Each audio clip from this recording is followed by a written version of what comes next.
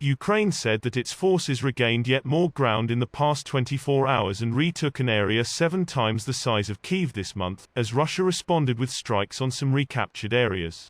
The territorial shifts marked one of Russia's biggest reversals since its troops were turned back from Kyiv in the earliest days of the nearly 7 months of fighting, yet Moscow signaled it was no closer to agreeing to a negotiated peace. The retreat of Russian troops in recent days has drawn weeping and relieved locals into bomb-crated streets, including in the strategic but heavily damaged town of Izium. Yet Moscow had announced air, rocket and artillery attacks on reclaimed areas in the Kharkiv region, a day after Kyiv said Russian strikes on electricity infrastructure caused power failures. The retaliatory fire came as Ukraine said forces had retaken more than 20 additional settlements, claiming Russian troops are hastily abandoning their positions and fleeing.